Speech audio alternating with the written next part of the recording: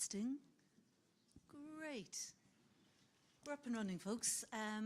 Hello, Dave, Galère, and you're all very, very welcome on this beautiful September day in Dublin. Ambassadors, MEPs, panellists, guests with us here at Europe House, and of course those of you joining us online for what we hope will be a lively and engaging look ahead to this year's State of the European Union address.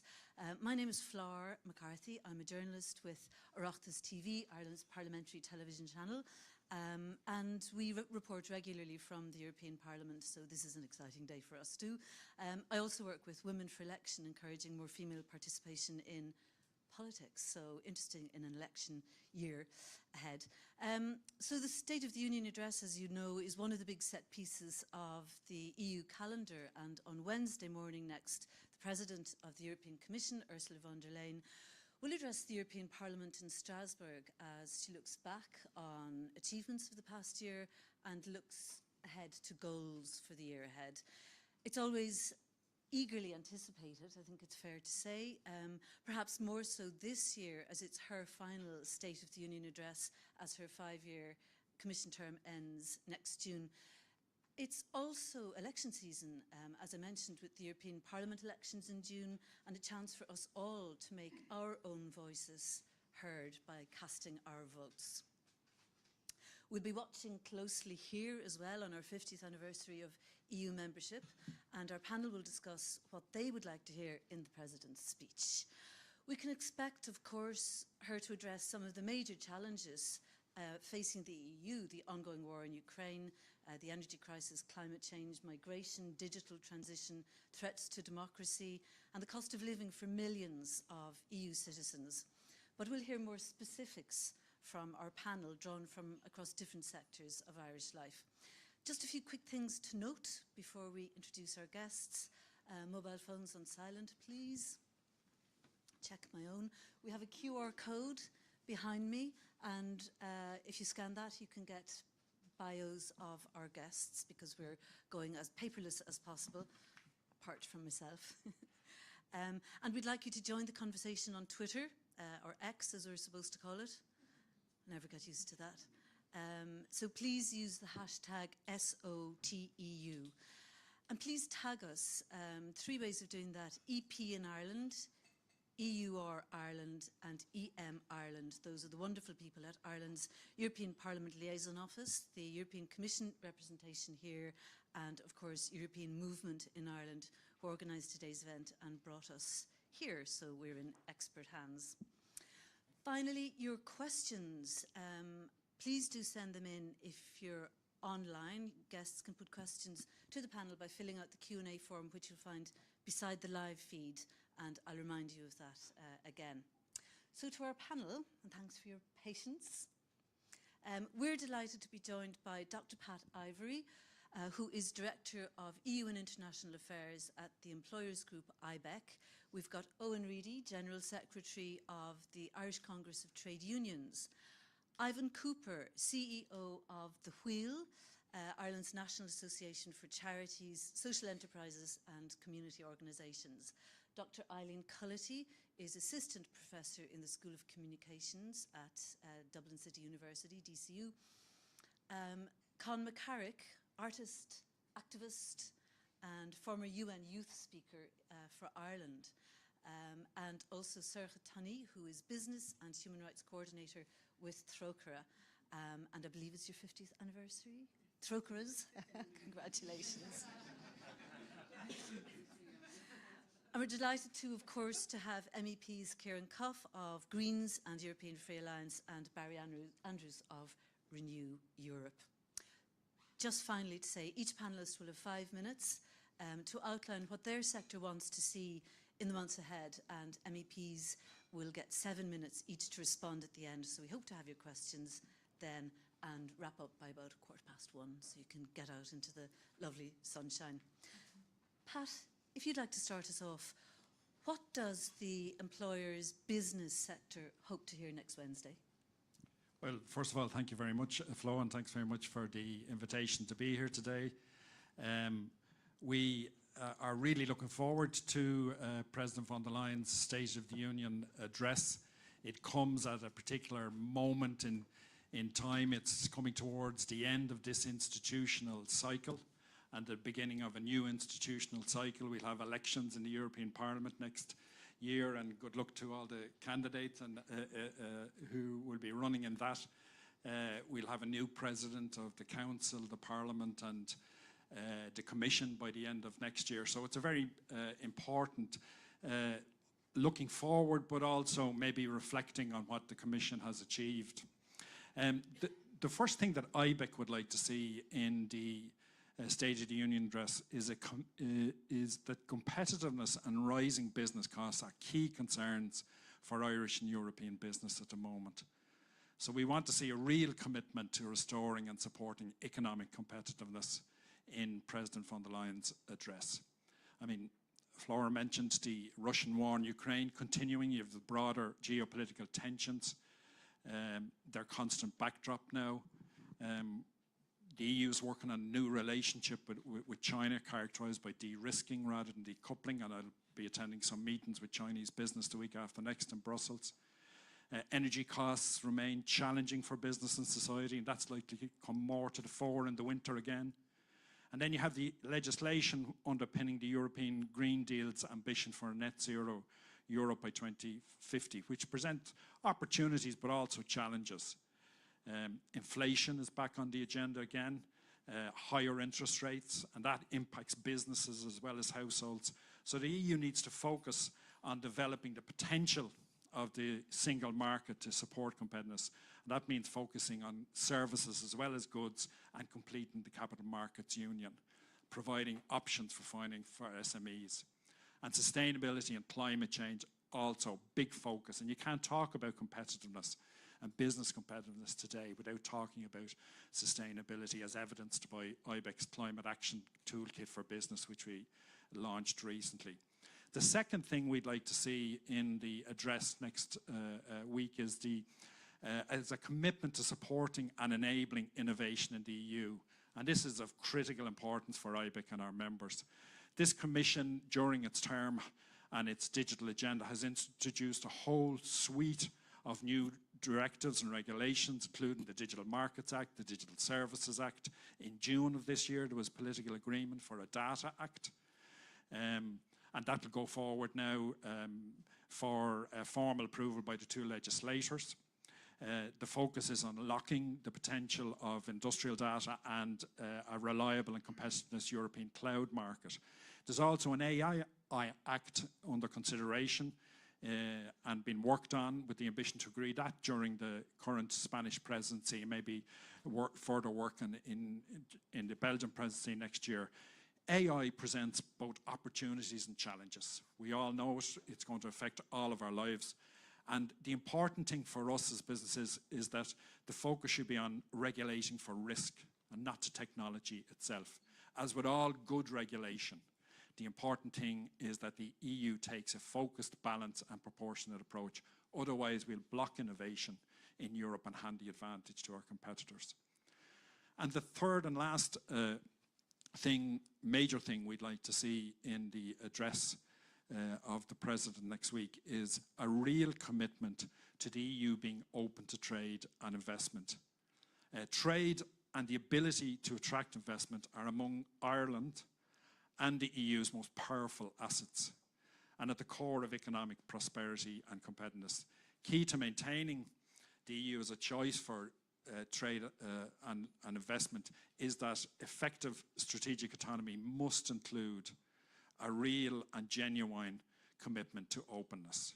And the EU must champion rules-based and digital trade with European and global partners, and to continue to be open to foreign direct investment to support competitive, resilient and sustainable economies. IBEC will participate in the World Trade Organization Public Forum next week, and we'll be pushing for that rules-based trade to be recognised and the importance of it. We're also participating at the OECD Forum on Digital Trade, which will take place at the beginning of October. So we need to see and develop and understand better how our supply chains work, and to support companies to diversify and maximise the potential of EU free trade agreements and market access.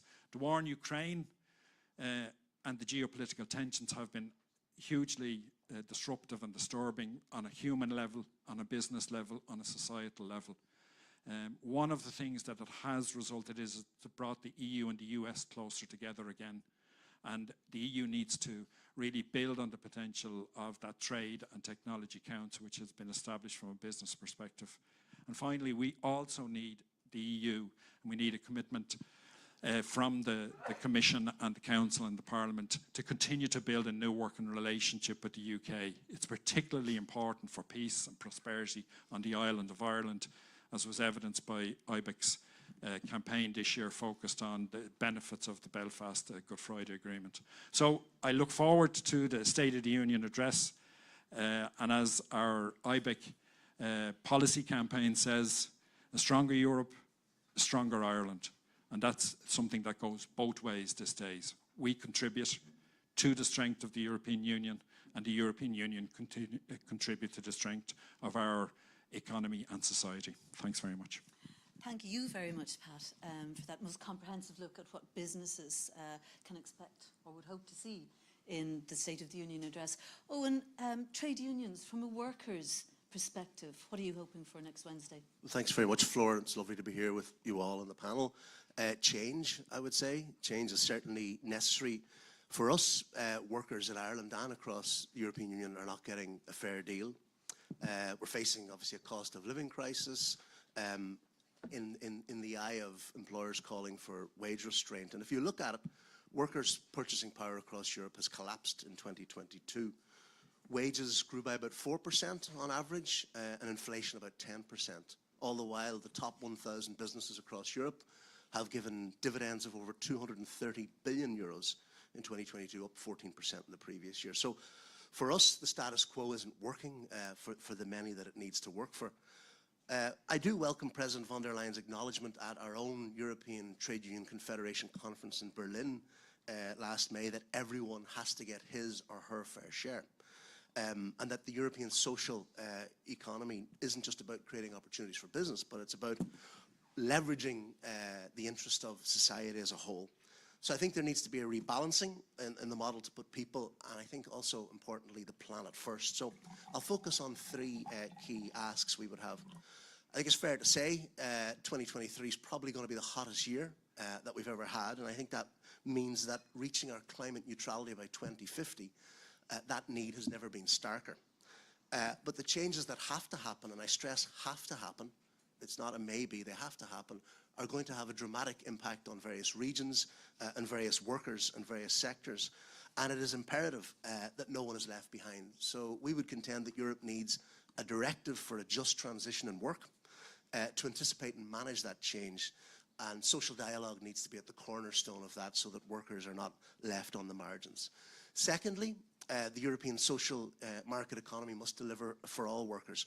And I think particularly for women, young workers and migrant workers, because those three groups are disproportionately affected by low pay, not just in Ireland, but right across our European Union. The EU adopted what I would contend is one of the most radical and progressive directives under Commissioner Schmidt, the Adequate Minimum Wages Directive last October. And the central aim of that directive is to promote collective bargaining to improve the living standards of workers. One of the issues that we have to address here in Ireland in transposing that directive is the issue of public procurement. And that accounts for about 30% of all general government expenditure in the EU. And we welcome the Parliament's call last May, taking into account the new directive, that the Commission should bring forward legislation to enforce and strengthen workers' rights and collective bargaining, and a guarantee and a respect for the enforcement of the social clause. I think President von der Leyen needs to see this through. The third and final point we'd make is that it's important that we hear an update on some of the specific files that the EU is dealing with. We need a strong directive and an improvement in the proposed directive on working conditions for platform workers. It affects up to potentially 200,000 workers in Ireland, and too many of these people are bogus self-employed. We also need to see what the plans are on the issue of traineeship, because Across Europe, we need to see a ban on what I would consider bogus internships where workers are not paid and are effectively exploited on the cheap. And finally, and it correlates with Pat's point about AI, 2023 has been described as a breakout year for generative AI. We want to see the Commission be strong and indicate its intention to come up with legislation that humans will always be in control when it comes to the principle of AI. I would agree with Pat that with the elections next year, I think Europe's at a crossroads. 25 years ago, when George Haider was elected into the government in Austria, people in Brussels were talking about cutting off diplomatic ties to the Austrian government. Now the far right, the populist far right, is in government in many parts of Europe. And unless the European Commission and the other two institutions get its act together and do things correctly, I think the growth in the far right that we've seen sadly in places like Finland and Italy, and we are seeing in Germany and France, will only continue. And the people who will benefit will not be workers, will not be families, will not be women, will not be minorities, and I would suggest will not be businesses as well. Thank you. Thank you very much, Owen, for that really comprehensive contribution. And just a reminder that if you're joining us online, you can get your questions in and do so on the Q&A form beside the live feed. We already have a few in. Ivan, you represent charities, social enterprises and community organisations. What are your priorities that you want to see addressed? Okay, thanks very much, Flor. Just to note that we're very happy and pleased to be here today to give the voice of the community and voluntary sector and social enterprises and voluntary organisations generally, because they're often not present where these important conversations are taking place. And many of us in the room today will belong or be members of many of the organisations I'm talking about. And it can come as a surprise to people often. There's over 33,000 constituted voluntary organisations or community groups or associations or clubs in Ireland today. They're a really important part of our democracy, and we're fundamentally talking about the European Union's priorities here and the way that we as a European polity provide for ourselves and engage with ourselves. And there's an important role played by all of these organisations in Ireland today. There's over 11,000 charitable organisations that are formally registered with the Charities Regulator. The sector employs over 165,000 people, full-time equivalents, working for these independently constituted voluntary organisations in Ireland today. There's income of over €14 billion flowing through these organisations, funding the work that they do. And they really form the backbone of our society. They're present in all of our communities, and I'm sure many people in this room volunteer with or are perhaps on the board or the managing committees of the groups I'm talking about. There are over 500,000 people a year volunteering their time every year to the work these organisations do. And they form an important part of how we as a society talk to ourselves about what's important, set priorities for ourselves, and it's through this sector that a lot of campaigning progress has been made in many of the areas that are outlined in the von der Leyen Commission's goals. So, you know, we look at the requirement for the Green Deal, the requirement for, you know, our new digital age and the transformations that are coming with that to make sure they're inclusive and they don't exclude anybody, to have an economy that really works for people. These are the official von der Leyen priorities. Looking at promoting our European way of life and the importance of that. Again, it's through the voluntary sector that a lot of that work is done. And of course, the new push for the European democracy. So in terms of priorities, you know, coming at it from our perspective in the wheel, we'd be hopeful that that there would be an increased emphasis, I suppose, placed on recognising this, because the stats I've just given there relate to Ireland. The same applies in all of the European Union's countries. And civil societies in many European countries aren't as free and as open and as engaged with and well supported as ours is here. So just this point, I suppose, at the very least, we'd hope to see in the President's speech an acknowledgement of the vital role that the sector plays here in Ireland and in Europe in supporting the European Union's objectives, and it's not taken for granted. And especially the role we've played, it's been mentioned already, over the past 18 months or so since Russia's invasion of Ukraine. There's crucial roles that our communities have played in this. And of course, there are some divisive voices and divisive consequences, and the voluntary sector has a really important role to play there in promoting positivity and union in this. Also, hopefully, a commitment to supporting and funding more social economy activity, it's often called in the European context, rather than community and voluntary sector. So we have a European economy social action programme, and we'd love to see more emphasis and more resources going into that, and again, to make sure it's not taken for granted. And this would include delivering on the promises outlined in the Social Economy Action Plan and making existing funding programmes more inclusive of social economy organisations.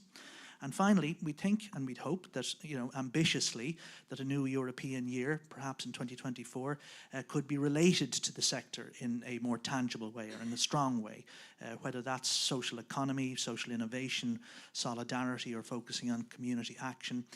We'd like to see that promises of increasing awareness that are outlined in the Social Economy Action Plan are delivered on.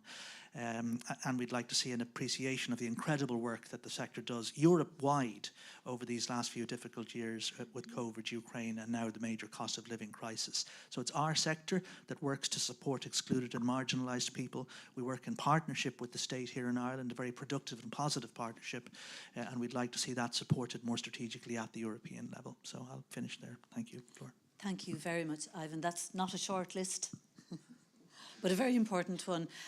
Eileen, every speaker so far has mentioned digital transition and the importance of that in the EU context.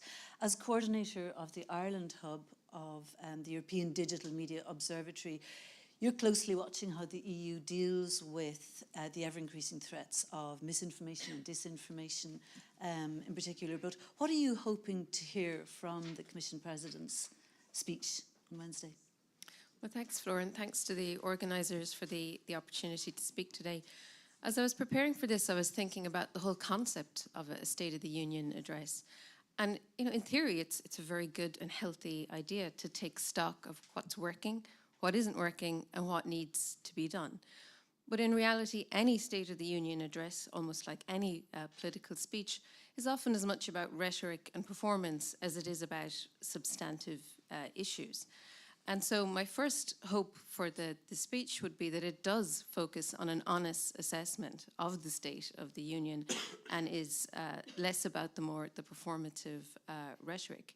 And in terms of what should be the focus of that honest assessment, every panelist or each panelist here has got very important priority issues, and I wouldn't say which one should be the focus more than any other.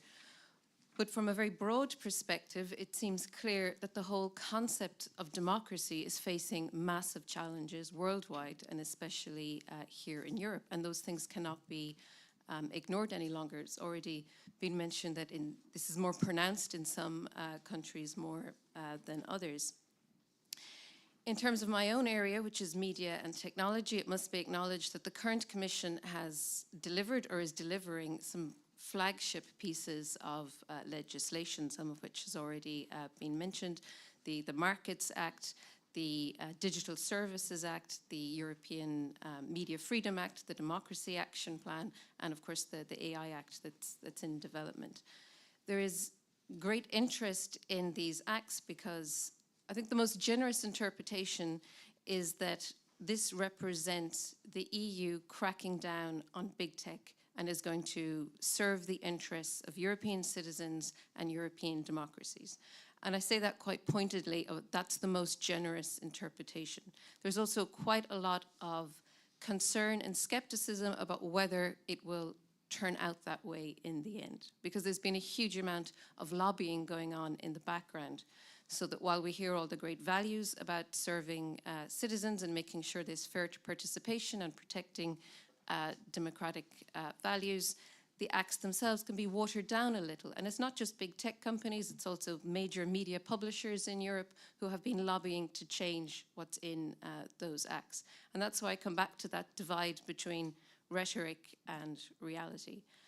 Because I think we're at a point, just in all democracies where we all grew up with and are so used to hearing these phrases of, democracy is a good value in itself, democratic participation is a good value in itself. We've almost lost a sense of what does it mean and how do we defend it now that it's under attack? And there's a pointed issue for Ireland in all of that as well, because under the Digital Services Act, Ireland has a very important role and obligations to our fellow European citizens, because so many of the big tech companies have their European headquarters here, and we are not immune to the kind of lobbying that has gone on to influence some of those big set pieces of legislation. So overall, what I would hope is that the State of the Union address is an honest assessment of where we're at and the challenges that we face, and that's to even ignore some of the challenges you mentioned around climate change and all these massive, massive issues. And that we come back to this core issue of like, well, what is it all about? And I think it has to be about citizens. And the EU has always been such a strong focus on economies, and we understand all the various reasons for that. But ultimately, citizenship and democratic values, have to have their day. Thank you. Well, thank you, Eileen, for those very well-made points. Conn, as a youth representative, you've spent the past decade or so working to amplify the voices of young people and LGBTQI+ community, locally, nationally and internationally. So you're very well placed to speak for young people. What do you want to hear? Thanks so much, Flor, and thanks for having me on this panel today. It's great to be here. To start, I think it's a heavy burden to represent all young people on my shoulders. Every single one. But I'll try my best. I think some of the issues about the economy, Ukraine and energy have been well addressed by some of the speakers before, but I'd especially like to focus in on what young people would be liking to hear in this State of the Union address. Firstly, a commitment to more sustained citizen engagement across the EU. Secondly, a coordinated response to both short-term and long-term crises. And thirdly, looking to the future of the EU with the next generation. So firstly, on sustained citizen engagement, I think it's great that we're all here today, and I do want from the start to say that it's often the same type of people we see at these events. If you look around, and the same sort of talking points that come up year after year. So I've been coming to events like this for 10 years now, as you said, and I do want to acknowledge that it can be frustrating for young people to see the lack of progress and political will needed to reach these targets, and I can only imagine how frustrating it is for older people who've been trying for generations to change these institutions. To say young people make up 25% of the EU population, but the widespread absence of youth from EU institutions is undeniable. Nobody will live with the consequences and impacts of the regulations designed today more than young people, so they need to be represented in the policy making and these consultations. This year I was part of the EU Act 2 programme with European Movement Ireland. It's a great programme and it's pan-European and it's aimed at building democratic engagement with people who often don't feel heard by the EU. And I suppose my main takeaway from this kind of work is that Brussels and Strasbourg can still feel really far away for a lot of young people. And after 50 years of EU membership, we still have a lot of work to do to actively communicate the benefits of being in the EU. And young people's support in these initiatives can't be taken for granted. Last year's Conference on the Future of Europe gave several recommendations on how to engage youth, and most notably the youth test of legislation that impacts on young people. So we'd like to see that implemented. Furthermore, initiatives like the European Youth Event and European Year of Youth and Skills have been great initiatives, and the European Youth Parliament, Blue Star programmes. These are excellent ways to get young people involved in the work of the EU, but they need more resources and they need to reach out to people who are currently being left behind.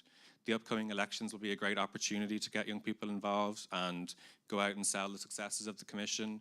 But they need more resources as well.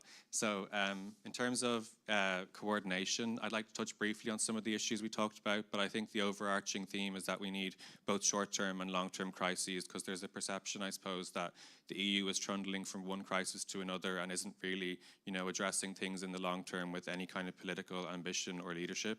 So it would be great if there was a recognition that issues like housing, energy, cost of living are all inextricably linked. And if we had a 10, 15-year, 20-year focus, we might go some way to addressing those. So on housing, I want to recognise that the number of young people living at home with their parents has doubled in the last decade. It's 68% of people between 25 and 29 at the moment in Ireland, and we're nearly 26% higher than the EU average. On health, I know that we're rebuilding after the COVID-19 pandemic, but how prepared are we for another pandemic?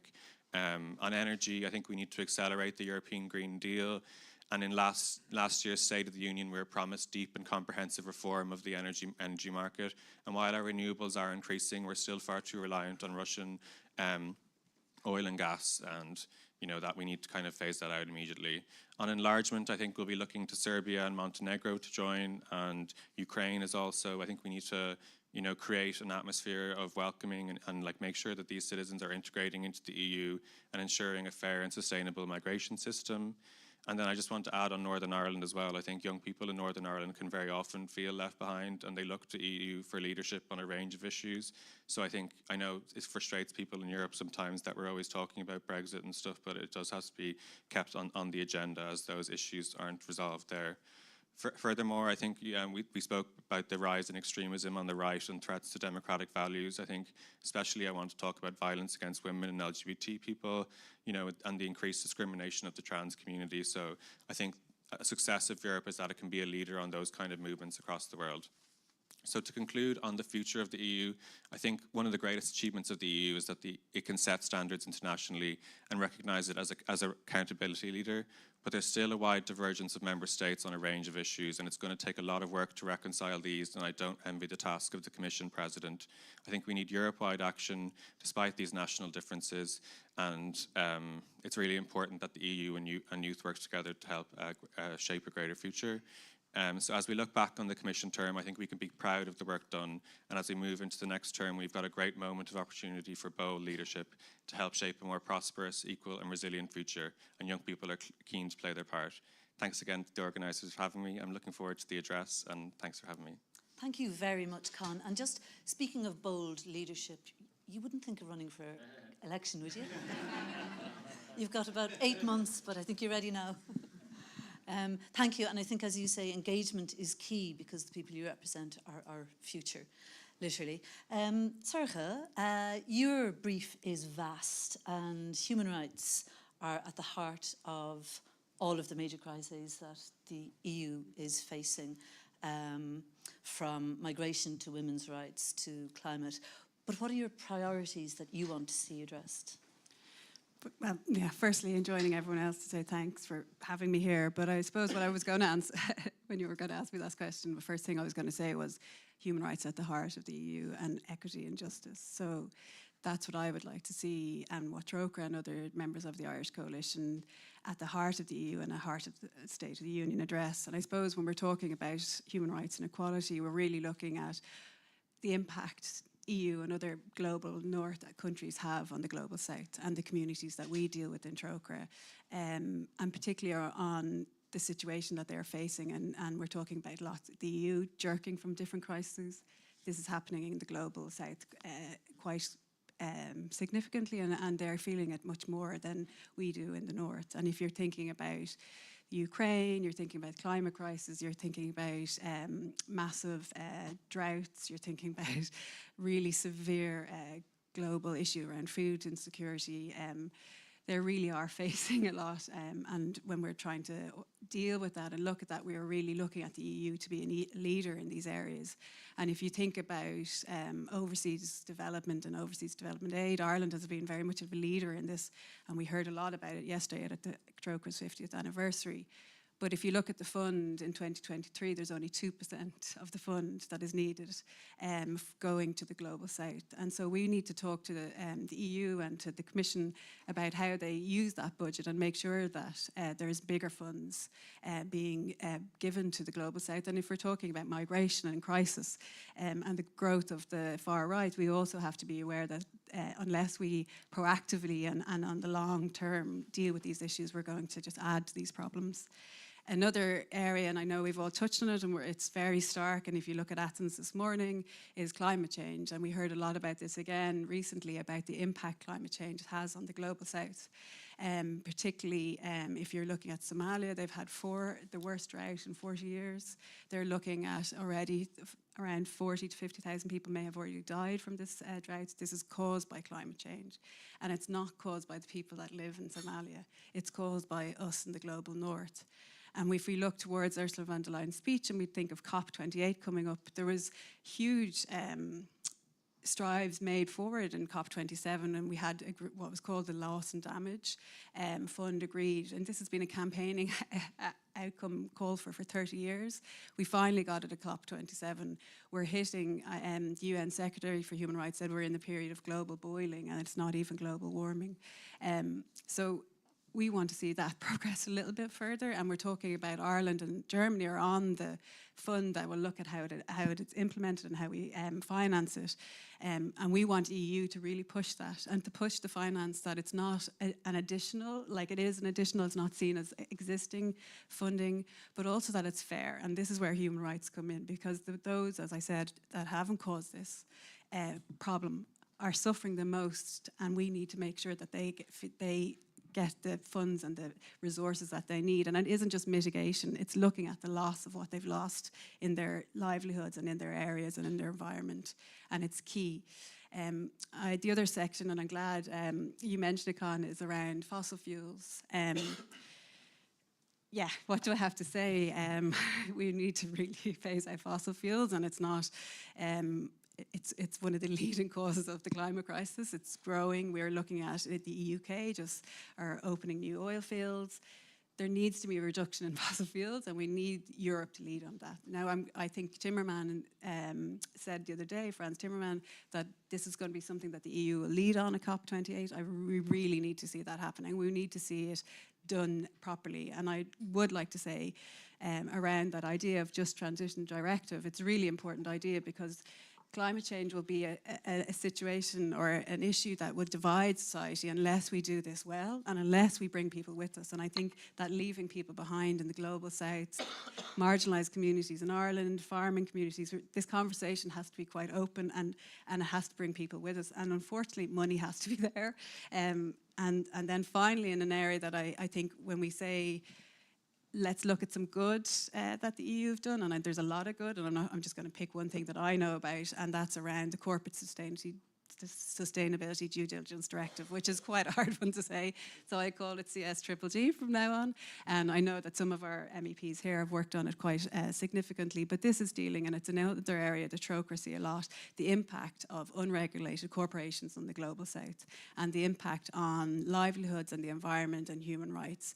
We witness all around in Honduras, in Guatemala, in Somalia, corporations that use lack of regulation in the communities that they engage to basically extract from that community what they can. And many corporations don't do that, and I don't apply it to all corporations, but there are some that do. And we have seen over the years that they have been asked to regulate themselves, to police themselves, to use voluntary standards, and none of that actually has really worked for the ones that aren't going to ever listen to that. So the Corporate Sustainability Due Diligence Directive is in the final stages. It's a really important directive that allows communities to take action against corporations that have harmed their, violated their rights or harmed their environment. It's in the final stages, as I said, and there is some fear that it won't make it out of this 2024 sitting.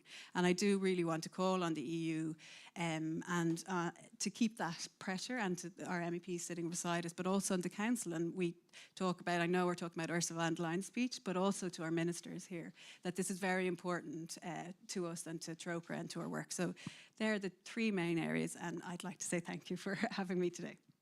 Well, thank you very much, Sorcha. I think even your fellow panellists were nodding along to a lot of what you were saying there. Thank you to all of our panellists for filling us in on your own areas of expertise. Over now to our MEPs for response. I think we'll take it alphabetically. Barry, you just shaded.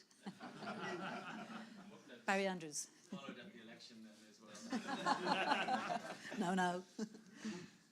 So, first of all, it's been a fantastic opportunity because, you know, I attended this type of an event here before, and with the Wheel and Trócaire, IBEC, ICTU, wherever Owen is, academia and young people, we represent actually almost everybody in the country. I mean, there's millions of people that are affiliated to the various different organisations here in Ireland, and so we have to take seriously what is being said here.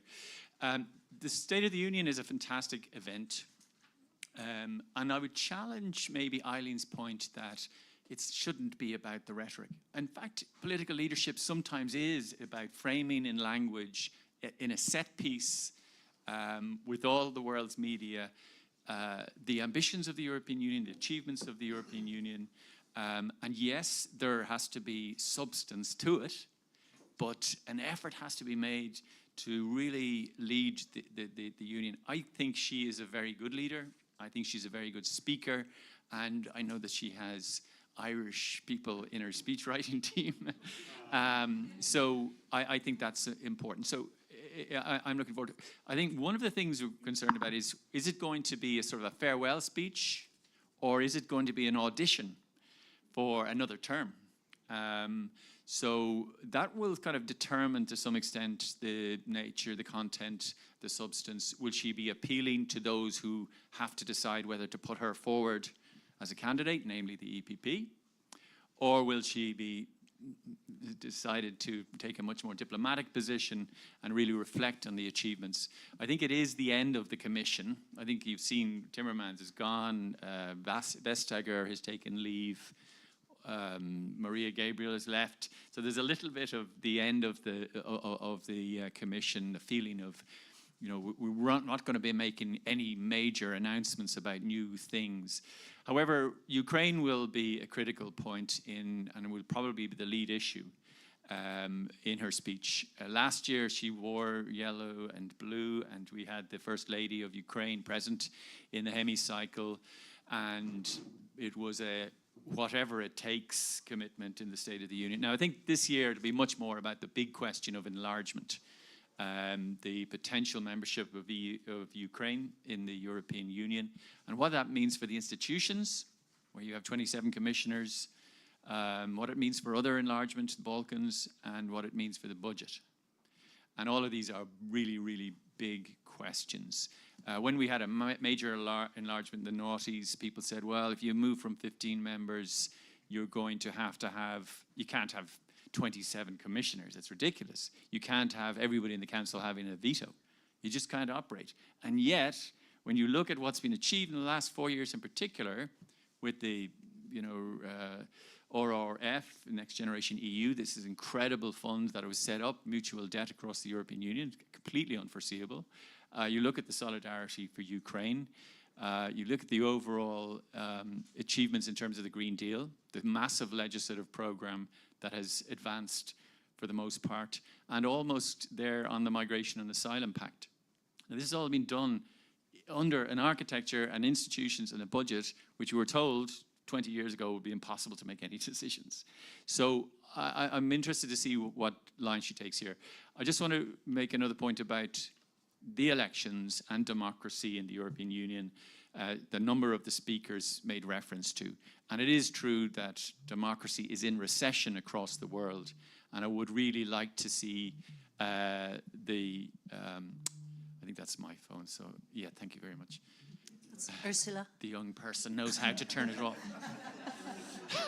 Thanks.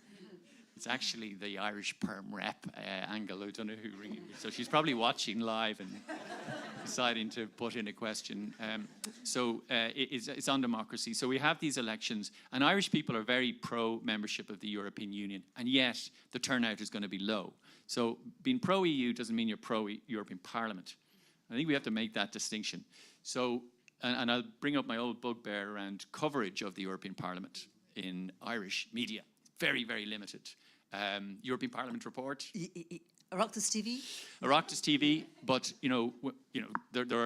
it's fairly limited. Let me just put it to you that way. And I think that there's major coverage in RT of the European Council and of the European Commission, but not of the European Parliament. And yet the Parliament, we'll all be wondering why nobody turned up. Why did we vote for certain types of anti-EU MEPs to take very strange positions on EU affairs. So I think we need to have a much more honest discussion around how we just cover these issues. Final point I want to make, and it is in response to what the panelists have talked about, is I do hope that the President makes reference to the SDG summit that's taking place in New York in 2 weeks.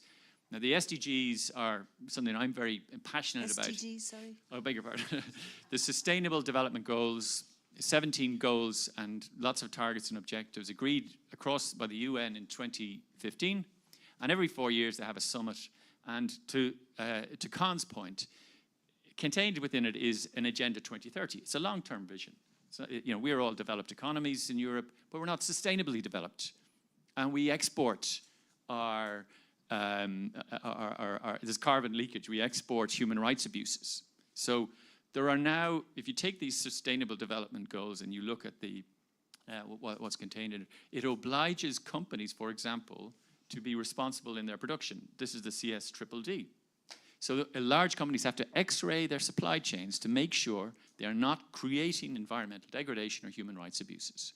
Now, I would like to see the President make reference to the SDG Summit, to European leadership in the SDGs, and that also touches on our relationship with Africa. When she gave her first State of the Union back in 2019, I think it was, Africa was at the top of her agenda. Then pandemic happened and put Africa way down the agenda. So I don't expect her to bring that back up, but I would like to see the SDG Summit referred to and a refreshing of the European commitment to Agenda 2030. And I think it would address a lot of the issues that Owen mentioned in terms of the social economy of Europe, the just transition. You can have the Paris Climate Agreement, but you cannot achieve it without sustainability and fairness, attacking poverty, maternal mortality, all of these issues. These are really central to it. They're two sides of the same coin. And so I'd like to see that as part of her speech. Thank you. Thank you very much, Barry. And I think your colleague, Ciaran Cuffe, gets the final word for now. Ciaran, what would you like to see? Thank you. And it's really interesting to reflect on the contributions of the different speakers today. I think one of the most important things is that Europe and the European Union has survived the last 5 years. Because I think there was a moment in 2018, 2019, and particularly going back to the Brexit vote, when there was huge uncertainty about the continuity of the institution itself. And the miracle is that the European Union has not just survived Brexit, it has survived COVID, and it has survived the war in Ukraine. And I think in many ways it is stronger than we thought it might be in 2023. And I think that's an important point. But the EU cannot stand still. Many of you have referred to enlargement, and I want to talk to that at the end. We're gathered here today on, I think, one of the warmest days of the year in September. And the climate concerns, call it crisis, call it breakdown, call it whatever you wish, but it is having a profound impact on European Union policy. And it is crucial that that continues. And one of the binding issues of this mandate, of this 5-year term, has been the European Green Deal, which has come down to about 20 different pieces of legislation known as the Fit for 55 package. And most of the Irish MEPs have been working on different parts of that package. I'm working on a greener buildings law, where I'm the main negotiator. I'm working on a new law on aviation fuel. And it is crucial that the momentum on these laws continue. And many of you referred to the swing to the right in Europe. And that is having a really dangerous impact on these laws. And I suspect that climate will not be to the fore in von der Leyen's speech next week. And if that is the case, as we watch wildfires, floods, unlivable temperatures, not just around the world, but in Europe, that could be very dangerous for the future of the European Union. So I think the struggle to tackle climate change has to be core to her speech and to the next 5 years.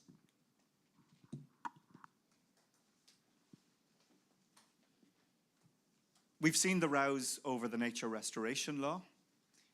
We're seeing rows that are continuing as we go into the conclusion of the trialogues on that piece of legislation.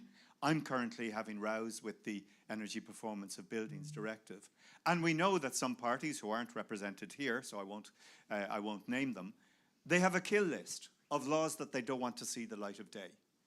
And this kill list came to life in Germany, and it is obstructing a lot of what we're trying to achieve as we come towards the finishing line of this mandate. And this autumn is a really important period when we finalise key bits of legislation, and I worry that we could lose some of the majorities that have been out there for the last 5 years. We're also seeing new alliances. We're seeing alliances between the European People's Party and ECR, the Conservative grouping. And there's a danger that that quite conservative alliance may have its way, not just over the next 9 months, but over the next 5 years. And with the rise of Meloni in Italy, with the rise of the right in Germany, this is a troubling time for the protection of democracy in Europe. And that's why I think it's crucial that Europe focuses on the everyday issues of energy, of cost of living, of housing, of ensuring credit is available to those who need it. Meanwhile, it is of course crucial that we focus on the continuing war in Ukraine and that we support the people of Ukraine as they deal with the murderous intents of Putin and his colleagues. Coming back to a few of the issues that were raised, Pat Ivory from IBEC, rules-based trade is crucial, but it has to be Paris compliant. And a lot of these international agreements aren't. The file I'm working on sustainable aviation fuels, we point to CORSIA, which is an international agreement from the International Civil Aviation Authority, but it's not Paris compliant. And quite often we're kicking the can down the road on the contribution of aviation and saying, oh, CORSIA will solve that. But it won't, because it doesn't match up. And when we look at other agreements like Mercosur, yes, there's a chapter in Mercosur on sustainability. But look, every corporate website has fantastic text on social goals. The importance is whether they're delivered. And there are real concerns, not just from those who are looking for social and environmental sustainability, but from ordinary farmers around Ireland who do fear about what international trade might bring to their livelihood. I think Owen from ICTU, yes, public procurement is crucial and it has to have social safeguards, but it also has to be green procurement. Because we're in the middle of what I would term a revolution. It's a gentle revolution, but it is the filtering of climate policy into everything that we do, from construction to energy to transport to agriculture. We are dramatically moving the goals and the means by how we achieve them. And it is a period of profound change. We have to bring people with us through social safeguards, and we have to ensure the planet is protected with green safeguards. So that is crucial in public procurement. I think in terms of what's happening at a European, at a European level, very often we talk about Europe being top-down, but I think from the point of view of the social sector, from the point of view of the wheel, it has to be bottom-up as well. And some of our legislation is good at that. Some of the recent legislation on energy is all about empowering citizens, the prosumer who can feed their electricity back to the grid, which is fine if you have money to put in your solar panels, but it also has to be a fair transition for those who don't. And the role of the voluntary sector is crucial in all of this. Coming back to the media and the control of the media, I think the Digital Services Act and the Digital Markets Act, these are two crucial pieces of legislation. And the extraordinary amount of lobbying that went on by day and by night was quite revealing of how the lawmaking process works at a European Union level. We've yet to see how Ireland will respond in detail to this legislation. The next few years are crucial. And if they're not working, then we will have to go back and redraft them. Because in an age where so much of what we consume is brought to us by the tech giants, we absolutely have to ensure that the citizen is empowered in that discussion, in the monetization of their activity, and that they are protected. Moving on to the issue of the concerns of youth, and Conn, it's a very heavy mantle on your shoulder. I mean, I personally, I think one of the best things we could do would be to lower the voting age to 16. Because I think in school people learn a lot about democracy. They learn a lot about how the European Union works. And then there's this pause often for a year or more until they have the right to vote. They're out working, they're out doing all kinds of other things, but to say to people that you're old enough to work but not old and pay taxes but not old enough to vote, I think is the wrong signal. And some countries around Europe have changed their legislation here. Belgium has. So 16-year-olds in Belgium, those born from 2007 onwards, will be voting in 9 months' time. And I think it's a pity that the Irish government hasn't taken the lead on that.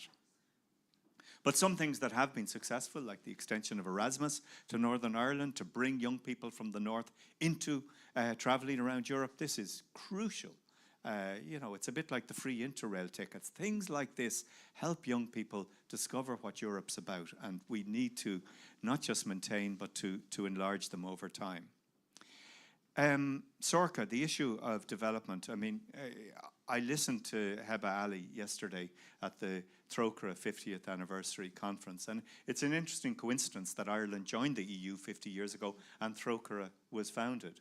Because I think beyond all the kind of the day-to-day concerns, the bigger picture of what is the European Union for has to be at the heart of our discussions over the next year.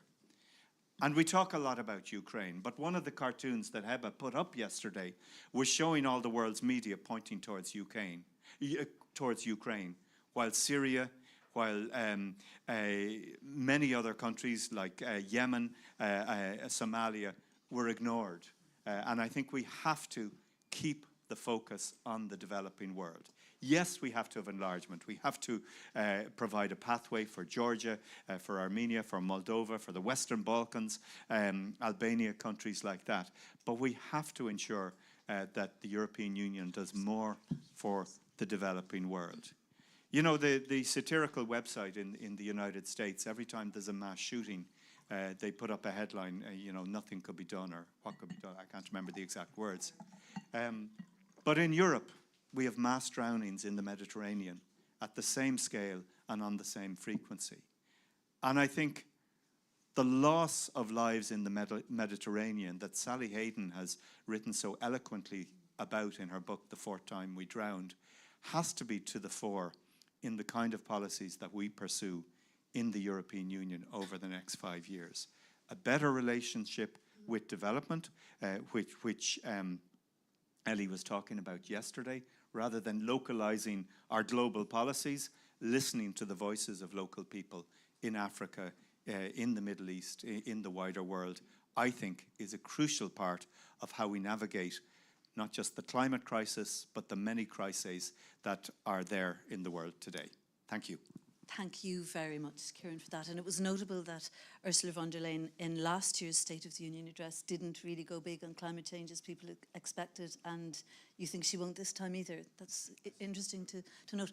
Okay, we are running out of time rapido, so I'm going to take a quick question or two from our online audience. And the first one is from Peter John Hurst, who says, would the panel like to see in the coming State of the Union address greater endorsement of the importance of working with the global south in dealing with our current issues such as climate change? So we've heard in detail that from you, Sorcha. So maybe a quick response to that, Barry.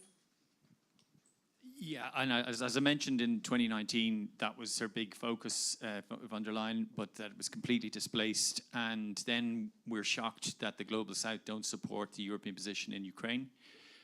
But it's presented as a democracy versus autocracy, where a lot of the countries in the global south are not full democracies, as we understand it. So I think a recommitment to the global south is necessary. She may talk about the global gateway. And, you know, to Ivan's point, the global gateway completely lacks civil society involvement, either from Europe or from the global south. And it has tried to match the Belt and Road Initiative from China. So there's a huge deficit there. The global gateway is completely inadequate. I've spoken to EU ambassadors in Africa, and they say it's a box-ticking exercise. They want us to go back to the old projects that we've been doing and relabel them as global gateway. So to Peter's question, I think there needs to be a re-engagement with the global south, and it's a lot about funding as well. Yes, thank you very much, Barry. And just to say, for those of you in the audience here with us, there's a roving mic doing the rounds if you have a question.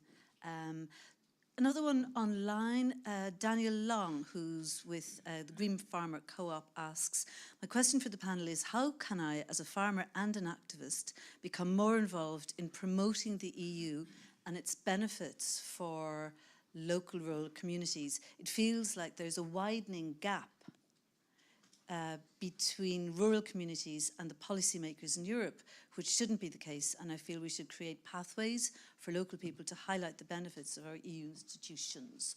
Thoughts, asks Daniel. Who's got some thoughts on that? I think it's often forgotten that 1/3 of the European Union budget goes to agriculture, but it often goes to the large players in agriculture, to not just large farmers, but threaded through large multinational companies.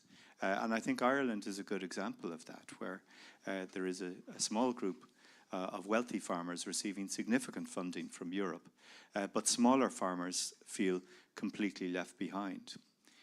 The Farm to Fork initiative of the European Union was branded by Timmermans as a failure, that it didn't address the linking in of climate goals to what we want to do in agriculture. So I think there's an opportunity in the next mandate, in the next 5 years, to rethink that relationship to agriculture. And again, I come back to the lobbyists. Capa Cogiga, the large agro-lobbyist at European Union level, is very focused on helping the larger players do better. And I don't think there's a strong voice for the smaller farmer. I mean, Capa Cogiga actively campaigned against the nature restoration law. And, you know, whether it be, we were talking earlier about swimming in Dublin Bay and the weed that's in Dublin Bay, there is a direct link between the pollution of our estuaries, our rivers, our streams, and the supply of nutrients from fertilizer on our land. That doesn't mean that farmers are the bad people in this. It does mean, though, that we have to rethink how we bring funding to them, how it's used, and what the goals are. And I think that's what we need to do in the next few years. Okay, thanks, Ciaran. And Ivan, you want to get in on this one? Yeah, just very quickly, can everybody hear me? Is the mic working there? Yeah. Just building on those points, it kind of plays into something that Barry mentioned, the limited coverage of EU Parliament affairs and low level of turnout in EU elections. We need to strengthen links between the European Union institutions and community and voluntary sector and civil society more generally. There are programs that the Commission and others have introduced to Communicating Europe programs, Access Europe programs that the Wheel is involved in promoting. But I think we need to do more to, just my note here, make the EU and its policy-making processes more relevant and accessible in people's lives. So I think we need more creative thinking and more sustained focus on that. We go through bouts of crisis, if you see what I mean, in relation to the potential lack of engagement between the European Union institutions and populations. I think we need just a more sustained effort so that people understand the amount of policy making shaping all of our lives. To Ciaran's point, I thought his language was wonderful, the filtering of climate policy into everything that we do. We have to bring people with us, and transformational processes are underway. It's the community and voluntary sector that can do that, and we're really stepping forward and happy to do it, but it needs resourcing and it needs focused engagement processes to be put into place. So I'd encourage much more of that. Thank you, Ivan. Pat, you want to have a word on that? Yeah, just I think the original question was about how do you bring the European Union into communities, into regions and that. And vice versa. And vice versa. And I think that there's a couple of things. One is that foreign direct investment has been hugely positive in that regard, because a lot of foreign direct investment in Ireland is across the regions of Ireland. It has brought very good, well-paying and successful jobs and well-established manufacturing plants in rural parts of Ireland, which has really helped the development of Ireland as an economy. So that's the first thing, and that has been helped by Ireland's membership of the European Union and the single market. The second point I'd like to make is just on the Farm to Fork initiative. I would have to say that the food companies and the dairy companies and the beef companies and the infant formula companies in Ireland, all of which are members of IBEC, have put huge efforts into addressing the issues of environment and sustainability. And I'm not sure that everybody in Europe, including many European commissioners and vice presidents of the European Commission, would agree with Frans Timmermans when he says that the Farm to Fork was a failure. I don't think that they would. I think many people within Europe would see the Farm to Fork initiative as contributing quite significantly to a redirection of agriculture and the food industry. And I think it'd be unfair to the food industry here in Ireland, who play a great part in rural development, to say that, you know, the farm to fork and initiatives like that have not contributed and been successful. Okay, point well made. Thank you, Pat. And I think this ties in, Conn, this question with you as well, you know, about disenfranchisement and disenfranchisement, young people feeling, I think a UN report last year, 70% of under 30s feel that politicians don't listen to them. Are they beginning to? I don't think it's. I haven't really seen significant change myself over the years, but I suppose I want to say that we can't really take young people's support for granted either. Like we kind of rely that young people will be so pro-European and willing to uphold the same things that we do. But if we're not communicating the benefits of EU membership consistently and actively to young people, I don't think they will have faith in institutions that don't represent them, or, you know, so we need to really be actively in the community talking to young people and people who are left behind and communicating the benefits of that project. Yeah. And those who are going to bear the brunt of the future crises, yeah. Any question in the audience here? Yes. Hello, Barbara Nolan from the European Commission. I just wanted to come back. I mean, this speech is treated like the third secret of Fatima until the President actually pronounces it. But I would say I do think she will address the issue of climate change. We cannot have gone through a summer of fires, floods, extreme heat. I mean, it really brings home, I think, the importance of the green agenda and what we're doing, and the reason why we need to go even faster if we can, because I think, you know, it's, you know, you would really want to be living in La La Land to believe, to be a climate change denier these days. But I wanted to come back on something related to enlargement, because I think enlargement is, it seems to be now a matter of not whether, but when. And I mean, that I think requires treaty change. It's something that this country has had great difficulty with in the past. And I'd just like to hear from perhaps our MEPs or others about, you know, the reforms that they think are necessary if we're going to embrace all these new countries. Also, I mean, we want them to be part of our Europe and have the same sort of ideals and aspirations as we do. But I think the current structures are not probably equipped for such a big bang coming in the next years. Thank you. Thank you, Barbara. Barry? Yeah. So, as I mentioned earlier, I think the reforms that are required to allow for enlargement to happen are budgetary, they're institutional, and for example, the number of commissioners isn't going to continue to expand. I think the type of reform you'll see is something whereby there'll be sort of a junior minister, or I think Secretary of State is a phrase that's been used to make the College of Commissioners more efficient. The question of QMV in the Council being expanded, in particular in the foreign affairs area, where you have blockage of sanctions by individual member states because of a single sector, whether it's the maritime sector in Cyprus or the diamond industry in Belgium. You know, this kind of special pleading clogs up the sanctions regime. So whereas in the United States, Biden signs an executive order and it comes into play the next day, in the EU, when it comes to trying to close down exports from Russia of oil, it takes months and months and months. So there are major, now the question is, Ireland is the only country in the EU where treaty change requires a referendum. Sometimes twice.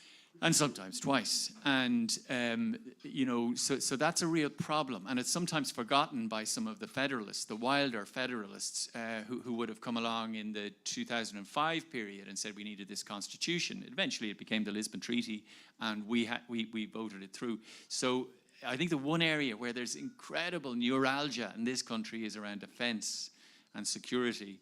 And even when defence and security reforms were not in the proposals, Irish people voted as if there was going to be an EU army. Now there are real proposals for an EU army. Now there's no way that's ever going to pass in Ireland in a referendum. So we just have to have a really honest conversation about the things that we're prepared to go with in terms of reforms and the things that are a red line for us. And I think the referendums showed very briefly, if you can sum up that in 15 seconds. The presence of 75,000 Ukrainians in Ireland, I think, is a huge reminder of the power of the European Union and the power of small countries like Ireland to make a difference. I think we'll have a more level-headed debate about treaty change next time round. I think we've seen what happens and what doesn't happen. We've seen the cybersecurity threats.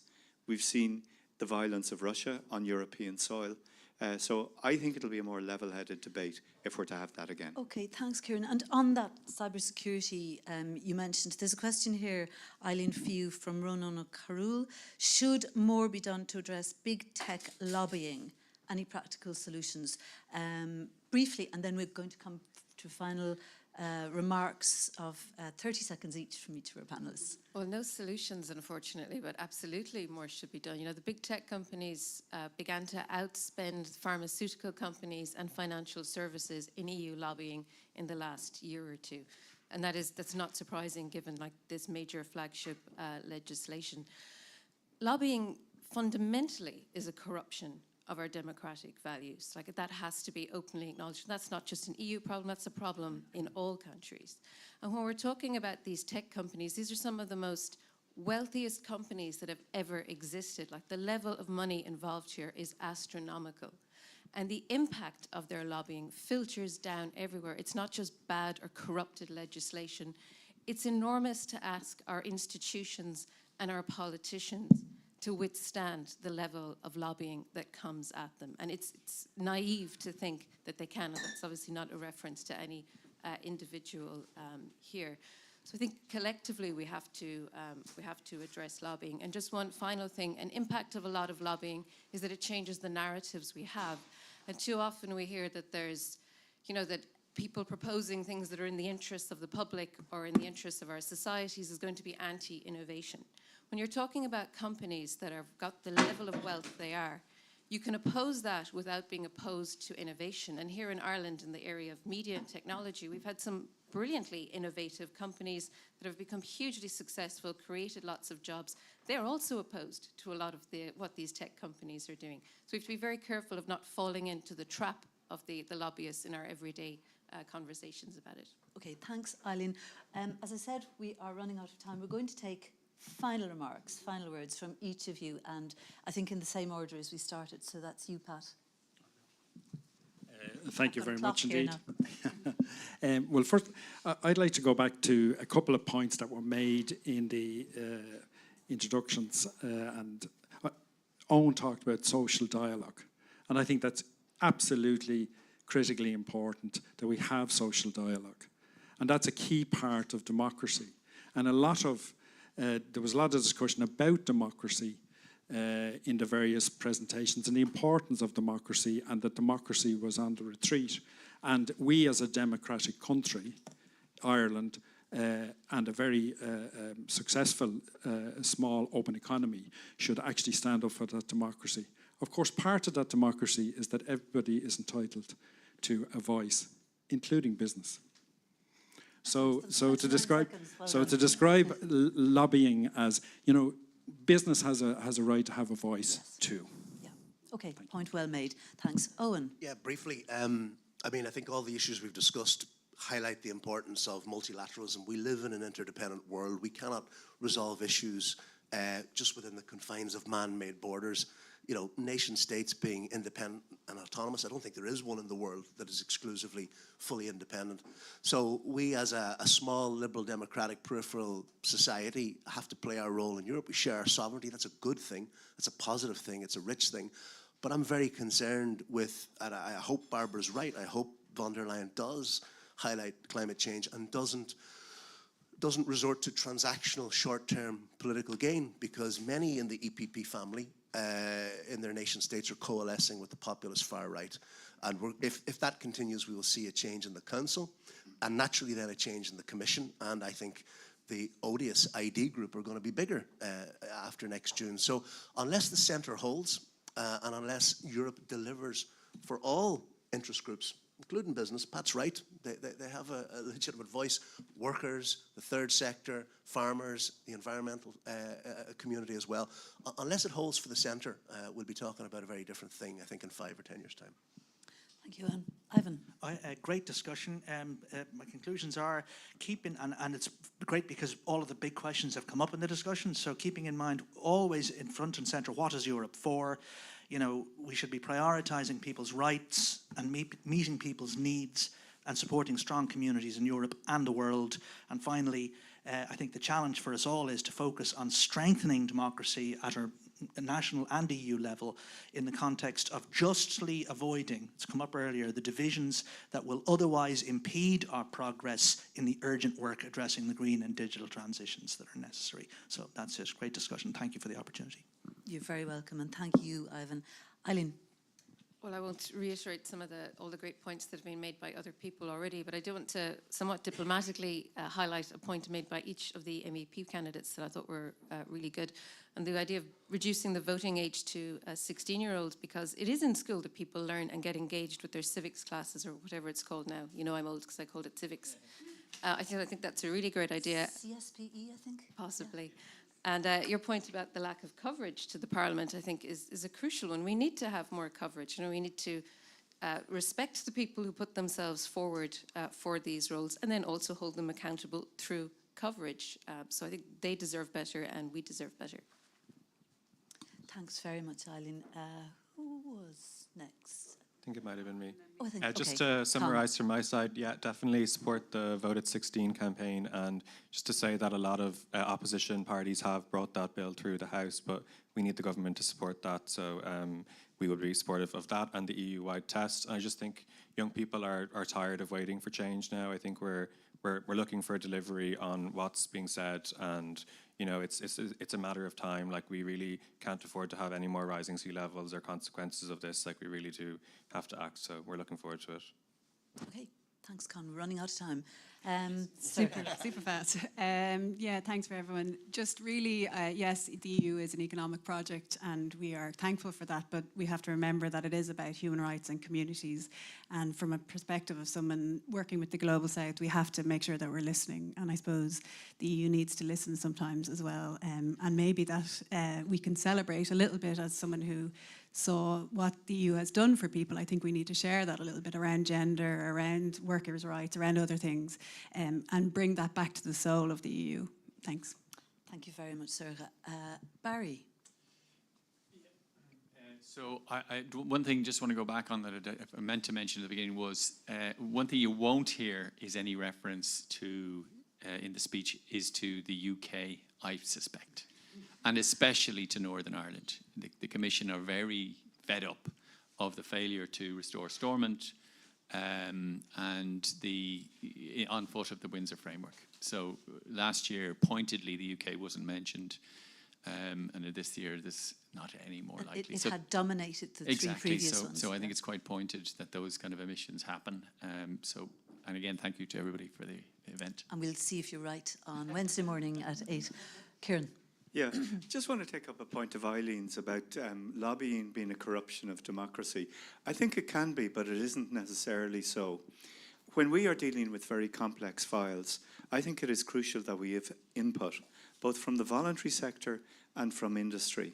And the kind of detailed debates, for instance, on the future composition of aviation fuel, I couldn't do the work I'm doing without the input from Transport and Environment, a hugely important environmental organisation, or with speaking with Lufthansa or Shell.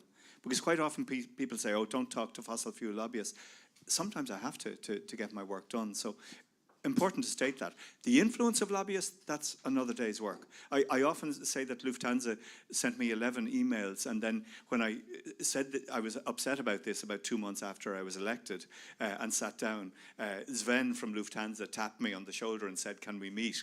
And I'll stop lobbying, I'll stop emailing you. So the power of the lobbyists is really worrying. Two last very quick things. I think Europe is hugely important, but I think we have to get the balance right between not just Europe and the European Union and the member states, but also local government. And I think Ireland historically is really weak. We don't have strong mayors, we don't have strong local government. And I think that could be part of a change in democracy.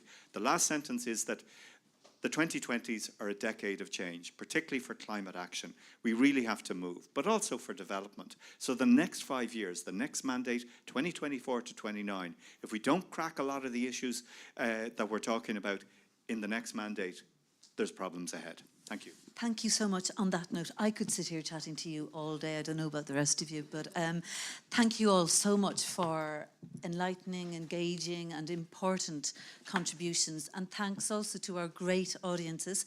A reminder that we can all have our own say on our own priorities when we get to cast our votes in the European elections next June. The State of the Union address will take place on Wednesday morning at 8 a.m. Irish time, isn't it? So thanks again for joining us. Those of us here in Dublin, please stay for a light networking lunch. And those of you who tuned in, wherever you are, enjoy the rest of the day. Thanks again.